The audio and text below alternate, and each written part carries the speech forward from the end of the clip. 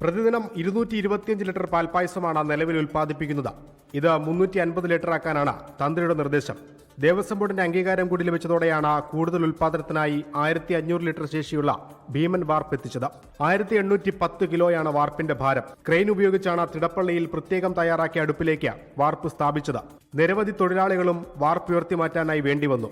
ഒരു മാസം മുമ്പ് തന്നെ പുതിയ വാർപ്പ് സ്ഥാപിക്കാനുള്ള നിർമ്മാണ ജോലികൾ ക്ഷേത്രത്തിൽ ആരംഭിച്ചിരുന്നു. പാൽപ്പായസം തയ്യാറാക്കുന്നതിനായി നിലവിൽ ഉപയോഗിച്ചുകൊണ്ടിരുന്ന വാർപ്പ് അത് അപര്യാപ്തമായ ഒരു സാഹചര്യം ഉണ്ടായി. കാരണം അതിൻ്റെ ആവശ്യക്കാർ ധാരാളം വരുന്നു. അവർക്ക് മുഴുവൻ ആളുകൾക്കും അവർ പായസം കൊടുക്കാൻ പറ്റാത്ത തരത്തിലേക്ക് അതിൻ്റെ ആവശ്യക്കാരുടെ എണ്ണം വർദ്ധിച്ചു കഴിഞ്ഞിട്ട് ആ പായസത്തിൻ്റെ വാർപ്പ് നമ്മൾ നിലവിൽ തയ്യാറാക്കുന്ന വാർപ്പിൻ്റെ ഇരട്ടി തയ്യാറാക്കത്തക്കുള്ളൊരു വലിയ വാർപ്പ് തിരുവിതാംകൂർ ദേവസ്വം ബോർഡ് ഭഗവാൻ സമർപ്പിച്ചിരിക്കുകയാണ്. ദേവസ്വം ബോർഡിന്റെ കൊട്ടേഷൻ പ്രകാരം മാന്നാർ സ്വദേശി അനന്തനാചാരിയാണ് വാർപ്പ് നിർമ്മിച്ചത്. നിലവിൽ 160 രൂപയാണ് 1 ലിറ്റർ അമ്പലപ്പുഴ പാൽപ്പായസത്തിന്റെ വില. ഇത് 260 രൂപയിലേക്ക് ഉയർത്താനാണ് ദേവസ്വം ബോർഡിന്റെ തീരുമാനം. ചിങ്ങം 1 മുതൽ വില വർധനവ് പ്രാബല്യത്തിൽ വരുത്താൻ ആലോചിച്ചിരുന്നെങ്കിലും നടപ്പായില്ല.